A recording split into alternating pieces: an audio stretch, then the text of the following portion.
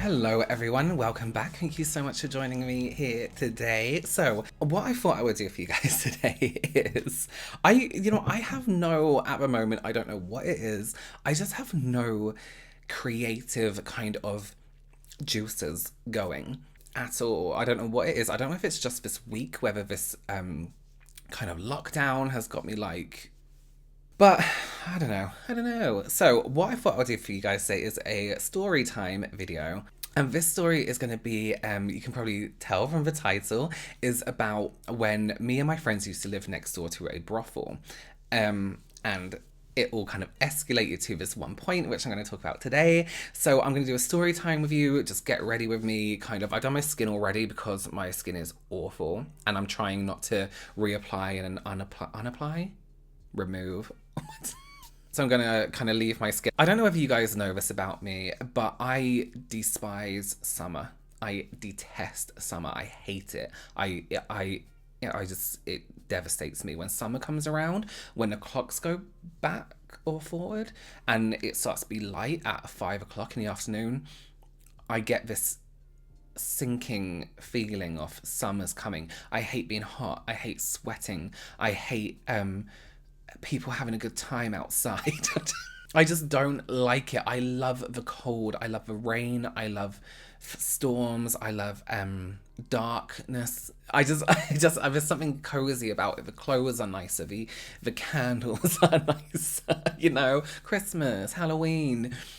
Summer, I just don't like being uncomfortable. I don't like being in the sun. The sun isn't a nice thing to me. The sun is a thing that is trying to age my skin. So the summer period for me is not a nice period. I just really don't like it. But today it is, well, it's not hot in the UK, but it's really warm. I can just feel summer creeping in and coming to ruin my life. So what I thought I would do today is a summery look for you all. So something with like corals and orange and red and that kind of thing. And I'm really excited to use this palette today. I haven't used it for such a long time. This is the XL Pro Carnival palette.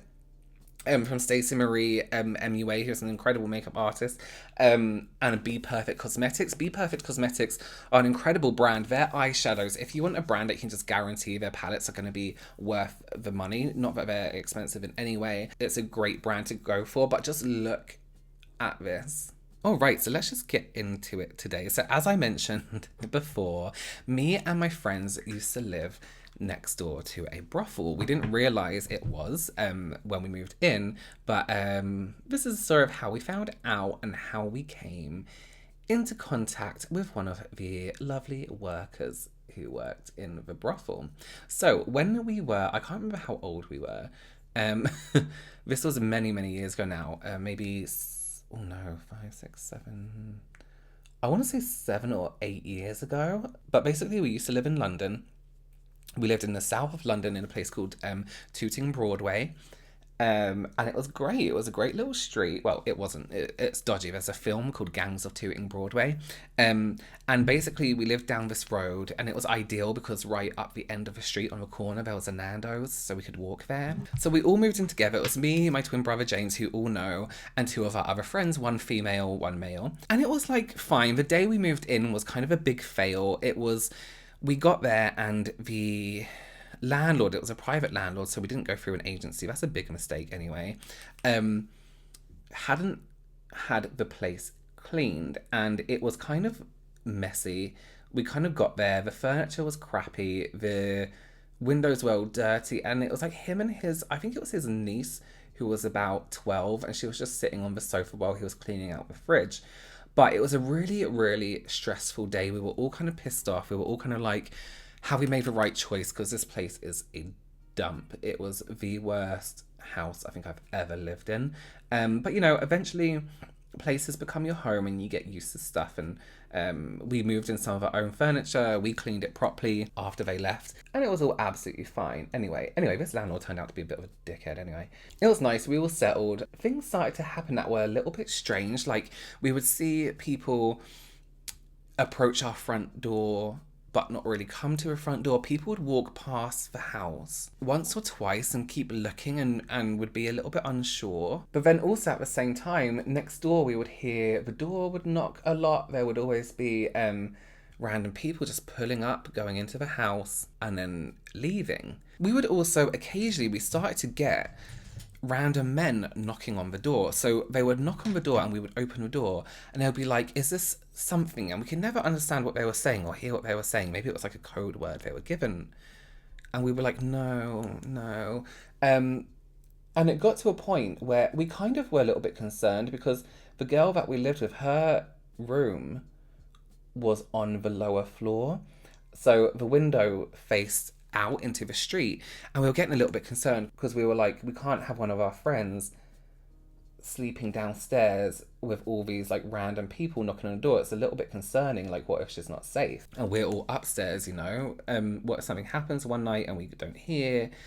So we spoke to our landlord and was like, is there any reason why people keep knocking on our door? He couldn't think of anything. Knowing him, he probably knew and just like was ignoring it.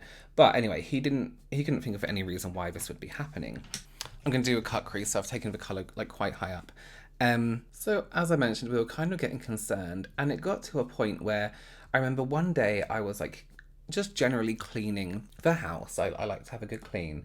And I heard someone knock on the door next door. And if you know kind of like London terrace houses, the ones that kind of were like from the wartime, actually I think they were Victorian, they're all kind of in a row together. And let me just say, the walls aren't very thick. So you can kind of hear what could go on. We would always hear one neighbour one side going up and down the stairs, you know. So as I said, one day I was cleaning and I heard someone knock on the door next door, like it was that loud, you can hear it. So I thought, fuck it, I want to know what is going on in this house. So I went into my friend's room. Basically, it was either our bathroom, which backed onto their bathroom, so that's what you could hear. Then the hallway backed onto their staircase, so all you would hear was them going up the stairs. However, my friend's room backed onto their front bedroom.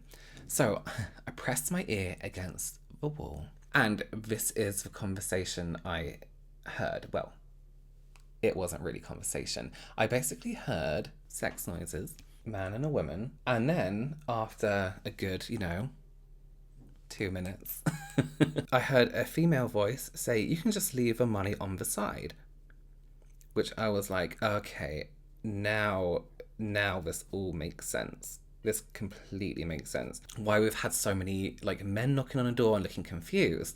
But I was like, surely they're giving out the right address, like, or, wherever these people getting the address from. And then it got to one evening where we get a knock on the door. And I was like, it got to a point where we were standing at the door and saying hello and that kind of thing, but because we didn't want to just open the door to anyone. But one night I remember being really annoyed and I said to my friend, who was a girl that we lived with, I was like, right, come to the door with me. So we opened the door and then he looked at both of us and looked at the girl and was like, "Is this the gentleman's club?" And we were like, "No." And he was like, "Yeah, yes, okay, this all makes sense. It's definitely some kind of brothel or something like that." Which I was like, it's illegal. So one day I remember I was at home and the postman knocks on the door and he's like, "I have a package for next door, but no one is home. Can I leave it with you?" And I was like, "You absolutely can. I will take that here." What I did was I waited because I was like, I need to see what's going on in this house. So I waited for somebody to arrive at the house, watching out the window out the front. I'm such a nosy neighbour. I can tell you so many stories about even here, just from looking out the windows. And then, so I get my shoes on and I go over and I knock on the door with a package. She opens the door, the lady, really, really nice. And actually saying about cleaning, she was actually cleaning. She had like a cleaning cloth in her hand. And then as she opened the door, I was like, okay, let me take this in really, really quickly. And I'll just say, this was a brothel that was like active throughout the day. So this must have been like the opening time or something. She was just getting everything ready. And then as you look into the kitchen, imagine this. The door opens, you can see straight through down a hallway into a kitchen. On the right-hand side, there is a wooden staircase with handrails that are also wood and have like the occasional post. on each post there was a candle that had been melted, if that makes sense. It looked like they put it there, lit it, and then waited it for it to melt. That's really dangerous.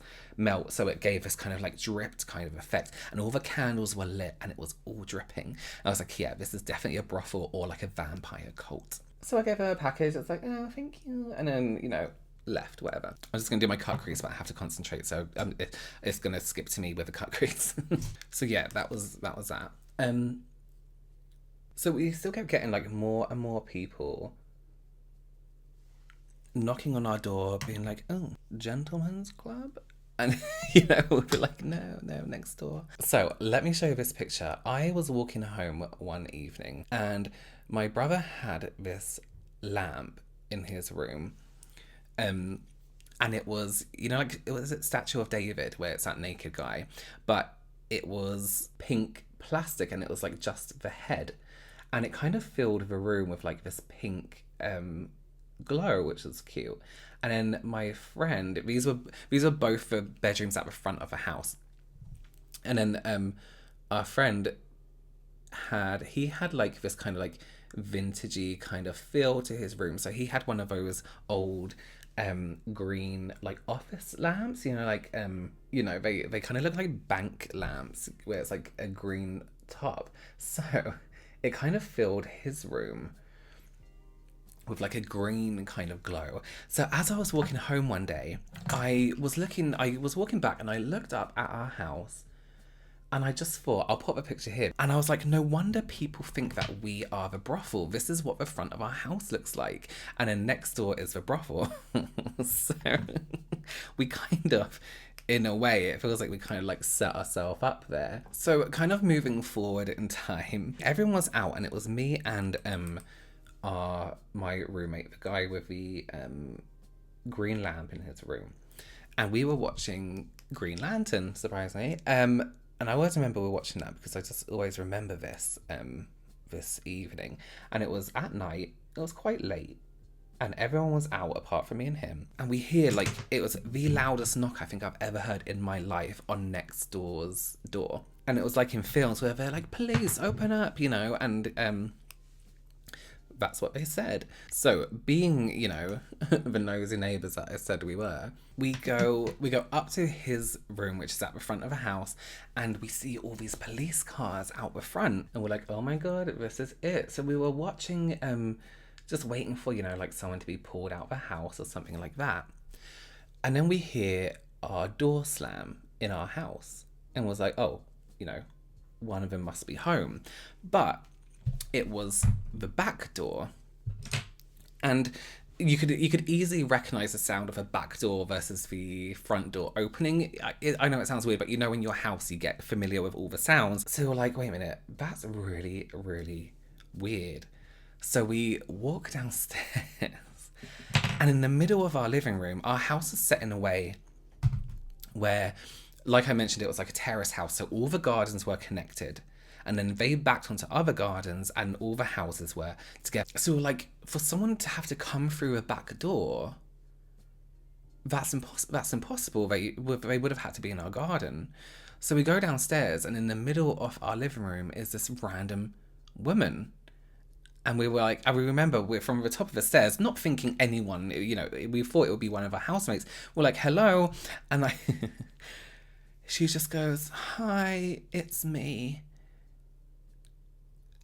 And we were like, what? So I was like, no, I got really, really angry. I got so annoyed, and I was like, you need to get out our house like right now, this second. Like, we don't know why you're in here. I mean, she didn't like look dangerous or anything. But somebody in your house is very invasive, especially when you don't know them. Then she gets on the floor and literally starts begging. She's like, no, please, I can't go out there. The police are there. They're going to arrest me. All this stuff. And I was like, I remember screaming at her. I was like, get out. And then, you know, the thing that annoyed me about it the most was she started to pull on my sleeve, and I was wearing like this top that I really liked, and I was like, she's stretching the sleeve. That's really, really annoying. And then I started to feel a little bit sorry for her. In my mind, I was like, I just want this woman out my house. Like, she needs to leave. So I was like, whatever I can do to help to get her out is fine. So I just went to, so I said to her, I'm going to open the front door. We'll act like we know each other. You just walk out and leave, and walk up the road and leave. So that's what we did. I opened her front door. And we were like, bye, see you soon. And she left. At that point, my heart was kind of racing, because I was like, that was really insane. Like, I'm kind of scared. We didn't know what to do. So the police are gone. The police go after this. So I'm at home alone the next day. Everyone must have been at work, and it must have been like my day off or something. And there's a knock on the door. I was like, fuck, it's going to be like this, some kind of gang member who's in charge of this brothel or whatever. I get a knock on the door, and it's the lady. And she's like, hi, it's me. We started calling her It's Me after that, because that's all she ever used to say was It's Me. She was like, sorry about yesterday. And I was like, oh no, that's fine. And then I can't remember what she said, but she came up with some random excuse about some guy broke into their house. And I was like, I saw the police outside, but whatever, let's not get into the discussion. So what had happened, she got into our house by going out into the garden, jumping over the fence, and then running into our back door. And then she wants me to go outside into the garden, because when she jumped over the fence, she dropped her phone. And I was like, okay, so you broke into our house. Well, you didn't really break in. You just kind of walked in because the back door was unlocked. And now you want me to go and check for your phone. So I did. It wasn't there. I felt really bad for her. So either they got shut down and had to move on, because they moved out quite quickly after that. Or I think maybe the police got in touch with the landlord, and the landlord evicted them, whatever. So that was kind of a relief.